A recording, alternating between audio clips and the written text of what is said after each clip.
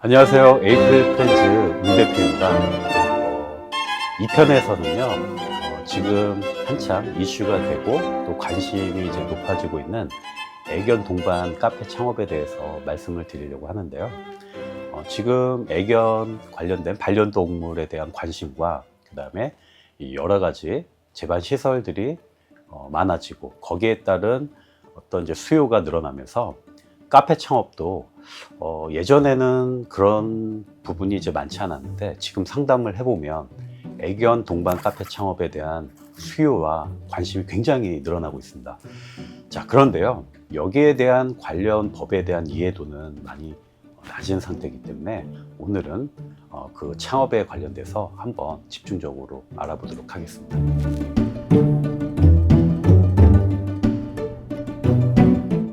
네, 일단은 이제 관련 규제를 살펴보는 게 우선이 돼야 될 것 같은데요. 사실은 이제 이런 애견 동반 카페 창업을 할 때 예비 창업자분들이 관련 법은 사실은 염두에 두지 않고 창업을 준비하신 경우가 대부분인 것 같아요. 그러다 보니까 나중에 문제가 일어났을 때 항상 모든 일이 문제가 없으면은 상관이 없지만 문제가 일어나면 그때부터 이제 고난의 연속이 시작이 되죠. 예를 들어서 지금의 애견 동반 카페는 식품위생법상 불법입니다. 그러다 보니까 문제가 일어났을 때 어떤 이제 그 고객이 민원 신고가 들어갔을 때 그때서야 이게 관련 법규에 저촉되는 행위구나, 이런 거를 이제 아시는 점주들이 대부분인 거죠. 그래서 일단 첫 번째는 관련 법규를 먼저 알아보시는 거를 말씀드리고 싶습니다.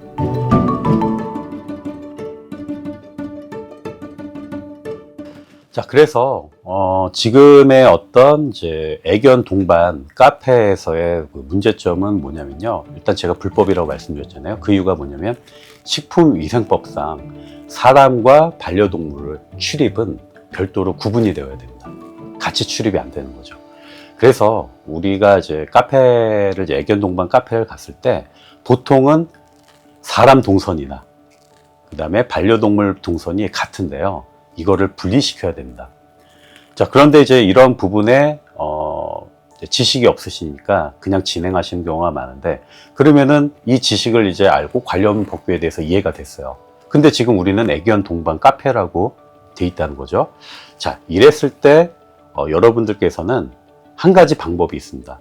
지금 정부에서 이런 현실적인 측면까지 감안해서 현재 운영 중인 애견 동반 카페 창업자들을 위해서 혹은 운영자들을 위해서 규제를 일시적으로 면제해 주거나 풀어주는 이런 제도를 운영하고 있습니다. 이게 산업융합 규제 샌드박스인데요.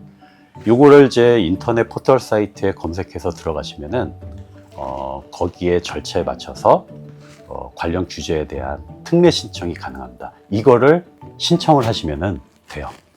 신청이 좀 빠르진 않다고 생각해요. 그렇죠. 정도 걸리나요? 네, 맞습니다. 이 신청 부분에 있어서 절차대로 신청을 하면 과연 이게 뭐 일주일 뒤에 되는지 아니면 1개월 뒤에 되는지 1년 뒤에 되는지 많이들 궁금해 하시잖아요.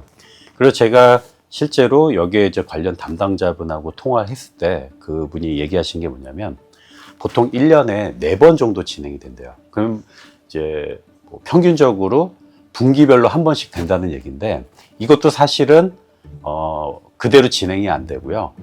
심의를 거쳐서 이제 진행을 하다 보니까 신청자 수에 따라서 아니면 신청 시기에 따라서 이게 제각각 다르다는 거죠. 어떤 분은 신청을 빨리 했는데 신청하신 그 시기에 숫자가 줄면, 만약에 적으면 조금 늦어질 가능성이 많고요.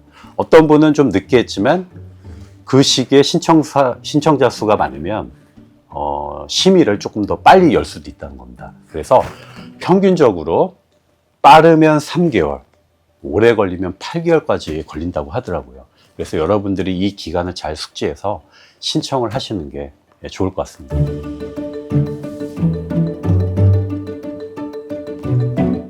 그렇죠. 예, 누구나 다 개인이든 뭐 기업이든 누구나 신청이 다 가능합니다.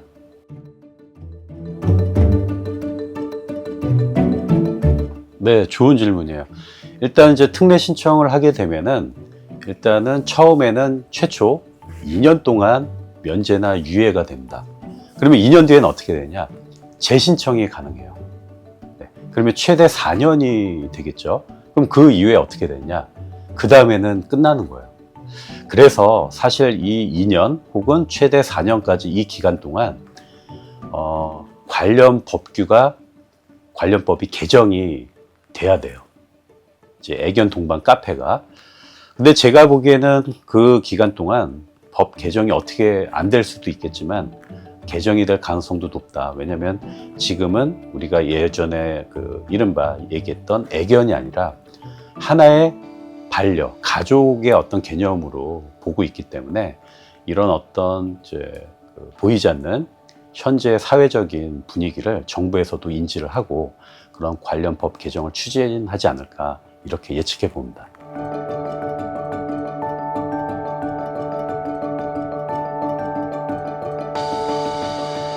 네, 그렇죠. 우리가 이제 카페에 가면 반려동물을 동반해서 이제 데리고 가서 들어갈 때 거기에 있는 이제 직원이나 사장님께서 이런 말씀을 이제 많이들 하세요. 실내는 안 되고 밖에 야외 테라스에서는 가능해요. 자, 근데 이런 것도 굉장히 문제가 될 수 있습니다. 무슨 얘기냐? 식약처에서의 해석은 달라요. 테라스를 이제 보통 점주분들은 이 카페 사업장하고 별도의 공간으로 생각하고 있는데요. 만약에 건축물 대장에 이 테라스가 사업장의 공간으로 돼 있으면요. 아무리 야외에 있다 하더라도 이거는 같은 공간으로 해석이 됩니다. 그래서 식약처에서는 동반이 안 된다고 얘기를 하고요. 다만 건축물 대장에서 봤을 때 그 야외 테라스가 해당 사업장의 그 사업장하고 별도의 분리 공간으로 이제 있는 경우도 있거든요. 그때는 가능합니다.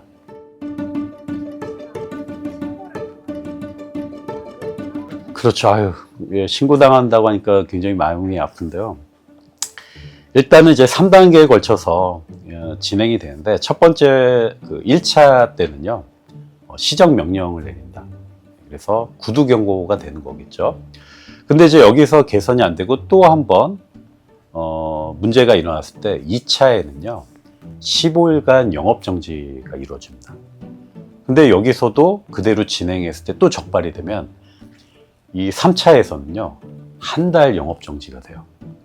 그러면은 이제 여러분들 이제 카페 운영하시는 데 있어서 굉장히 매출에 어려움을 겪게 되시니까 이런 관련 법규를 잘 숙지하셔가지고 준비하시는 게 좋을 것 같아요.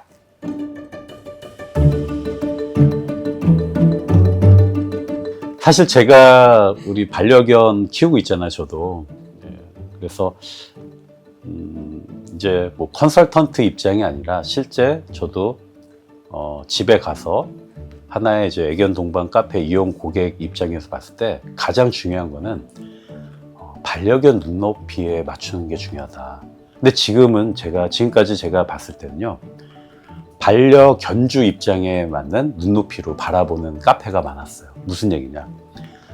우리 이제 반려견들의 실제 입장에서 생각한 게 아니라 뭔가 예쁘고, 그 다음에 실제 제가 보기에는 그 음식이나 어떤 음료가 강아지들은 별로 안 좋아하는데 반려견주들한테는 매력적인 거죠. 또 좌석도 마찬가지입니다. 사실 우리 반려견들은요, 이른바 우리 유아용 탁자 같이 개별적으로 앉는 거 별로 안 좋아해요. 우리 반려견주 주인 옆에 같이 앉아 있기를 원하는데 이 분리를 시켜야 보니까 사실은 거기에 이제 반려견주 입장에서는 우리 강아지가 앉아 있으면 좋은데 자꾸 나온다는 거죠. 그래서 반려견 입장에서 보면 항상 주인과 같이 옆에 앉아 있고 싶어 한다. 그러면은 테이블도 그렇게 만들어줘야 되는 거예요. 옆에 앉을 수 있게. 그래서 저만의 어떤 이제 애견 동반 카페 창업에 좀 팁, 그 다음에 중요성을 말씀드리자면 설계를 하실 때 반려견 입장에서 설계를 하시는 게 가장 중요할 것 같다. 이렇게 말씀드리고 싶습니다.